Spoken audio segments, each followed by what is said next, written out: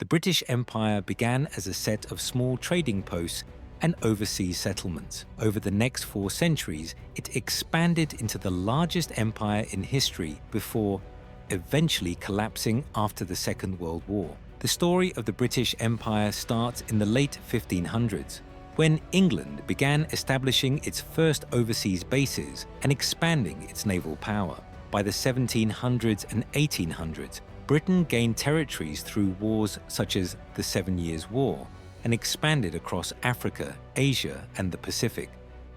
The Indian Rebellion of 1857 led to the end of company rule and the beginning of the British Raj in 1858.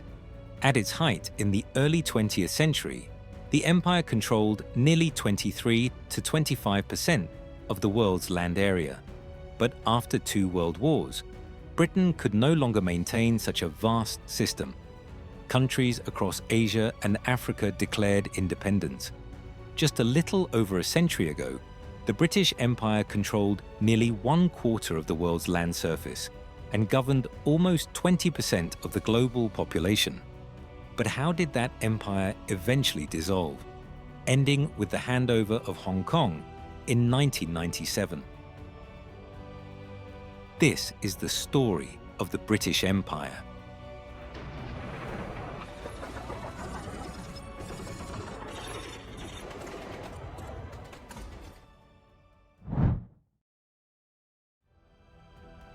In the late 1500s, England began to emerge at sea, testing its naval strength.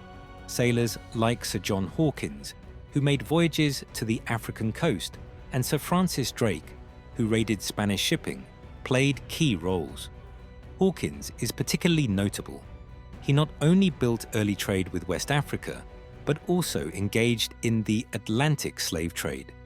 These voyages were often risky, and one of the early clashes came in 1568, when Hawkins and Drake's fleet suffered a defeat at the Battle of San Juan de Ulua against the Spanish. But even those losses did not stop England. The very act of sending privateers and merchants across the Atlantic set the foundation for future overseas ambitions. By the early 1600s, England was ready to move beyond raiding and trading. It sought to settle. In 1607, the Virginia Company founded Jamestown, the first permanently successful English settlement in North America. A few decades later, in 1620, the Pilgrims arrived at Plymouth and established another important colony. These settlements were fragile where survival was not guaranteed, but they marked the beginning of England's lasting presence in the New World. Meanwhile, England expanded into the Caribbean, where sugar would soon transform the region's economy. Colonies like St. Kitts, 1624, Barbados, 1627, and Jamaica, 1655, became English strongholds. These islands quickly grew in importance, not just as trading posts, but as centers of plantation agriculture. Back in Europe, in 1600, Queen Elizabeth I granted a royal charter to what became the English East India Company. The charter allowed a group of merchants to trade in the East Indies, but in practice, they turned their attention to India. Just a few years later, in 1608, the company's first representative arrived in Surat, India. By 1613, the East India Company established a permanent factory, a trading post, in Surat. These trading posts grew slowly, but they were central. The company didn't just trade, it negotiated farmans, or decrees, with local rulers, securing rights to reside, trade freely, and eventually gain greater power. Around the same time, England also began to build a presence in Africa. In 1661, the English established a base on James Island, now known as Kunta Kinte Island, in the Gambia River. This outpost became part of the growing Atlantic trading network, linking African goods and, sadly, enslaved people to the American and Caribbean colonies. This early foothold would later feed into larger patterns of British expansion and exploitation.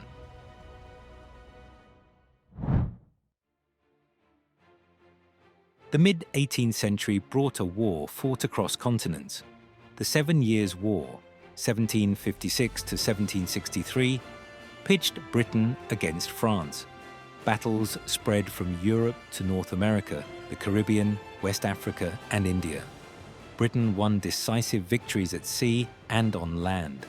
The Treaty of Paris, 1763, confirmed British gains. France surrendered Canada and lost many Caribbean islands.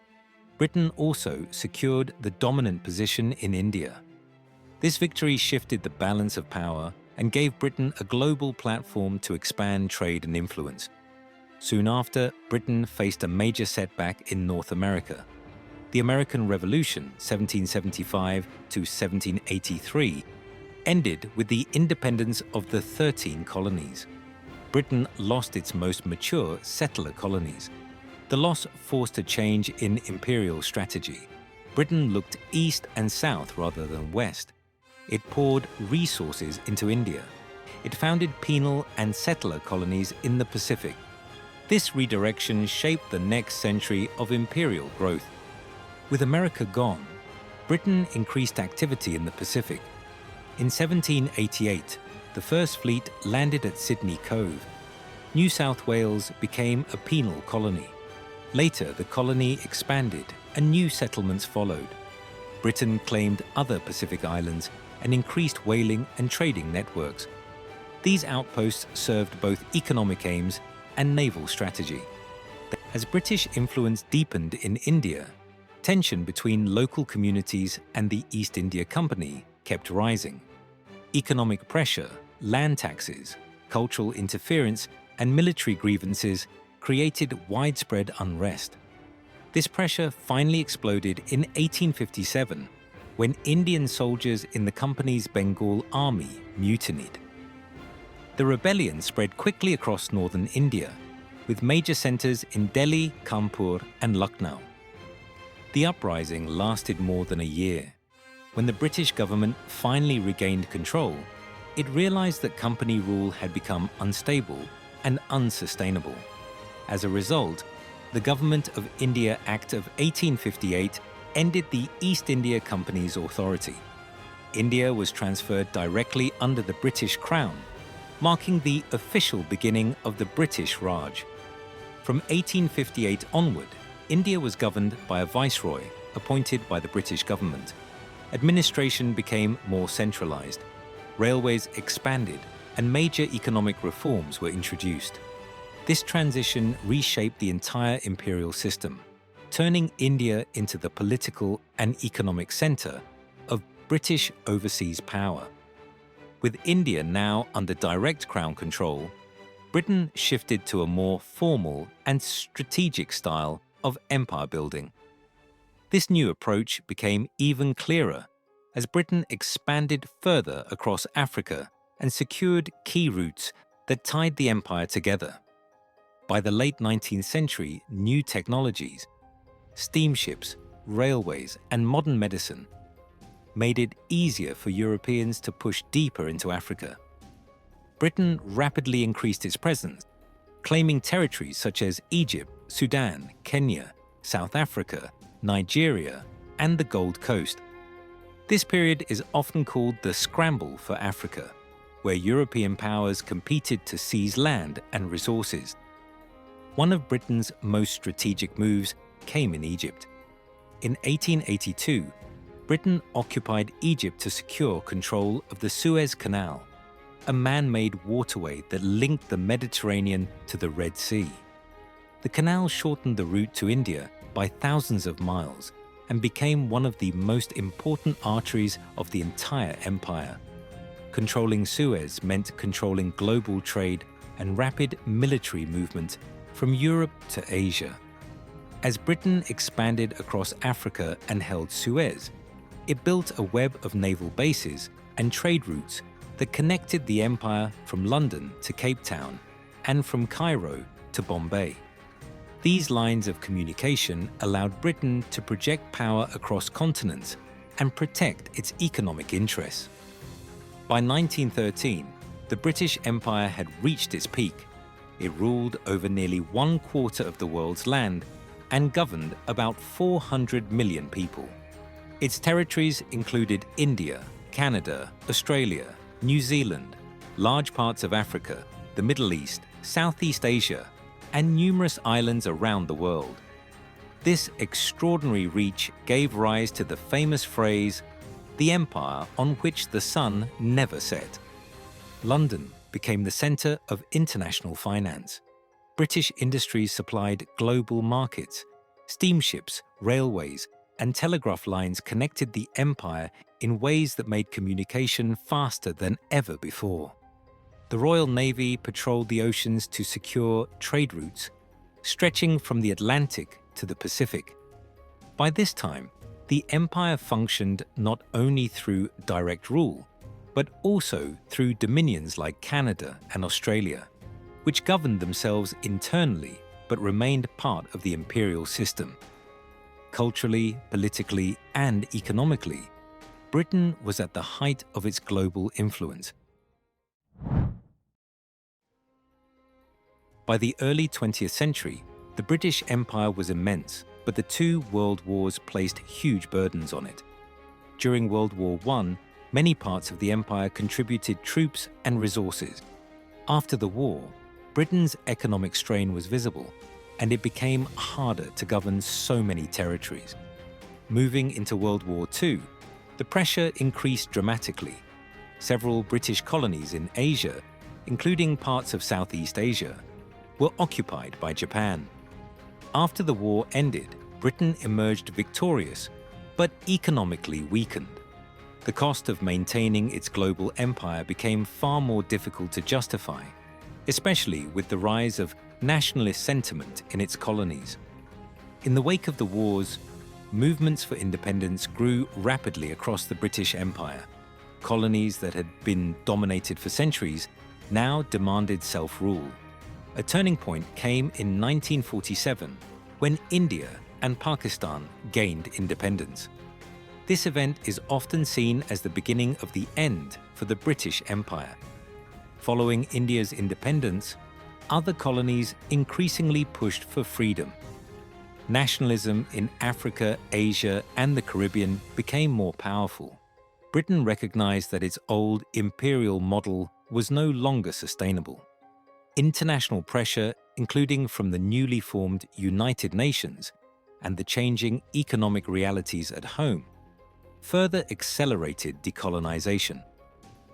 One of the most significant moments in decolonization was in 1957, when the Gold Coast became the first sub-Saharan African colony to win independence as Ghana. The independence of Ghana was symbolic. It showed that Britain's grip on Africa could be broken through political mobilization, not just force. From that point, many other African nations followed in quick succession, reshaping the map of the continent. After decades of decolonization, the final symbolic end of Britain's imperial era is often marked by the handover of Hong Kong on the 1st of July 1997. Hong Kong had been under British rule since the mid-19th century, ceded in 1842 following the First Opium War, and later expanded to include the new territories, leased in 1898. Over the decades, it became one of the most economically vibrant parts of the British Empire. The Sino-British Joint Declaration, signed in 1984, laid out the terms for the handover.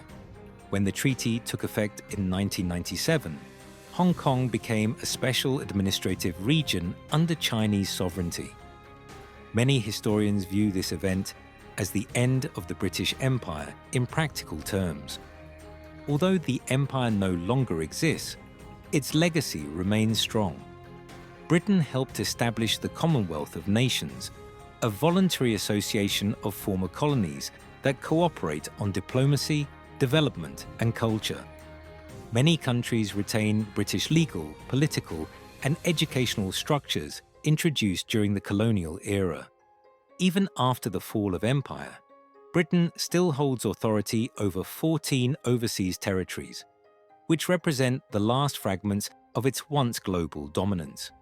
These territories include Bermuda, Gibraltar, Falkland Islands, Cayman Islands, British Virgin Islands, Turks and Caicos Islands, Anguilla, Montserrat, St. Helena, Ascension, and Tristan da Cunha, British Indian Ocean Territory, Pitcairn Islands, South Georgia, and the South Sandwich Islands, and the British Antarctic Territory. Spread across the Atlantic, Caribbean, Pacific, and even Antarctica, these territories show that although the empire ended, small pieces of British rule still exist around the world. The British Empire's journey from a small island kingdom to the greatest worldwide force in history ends in a contemporary nation, molded by the achievements and fallout of that lengthy past. Its rise, expansion, and eventual end continue to influence borders, cultures, and international relations even today. Even though the empire has diminished, its influence is still felt in the Commonwealth and the few remaining overseas possessions, spanning continents. And this was the history of the British Empire. If you enjoyed the video, make sure to subscribe to the channel, and let's keep exploring your favorite historical events and the hidden stories behind them. Thank you for watching. See you in the next video.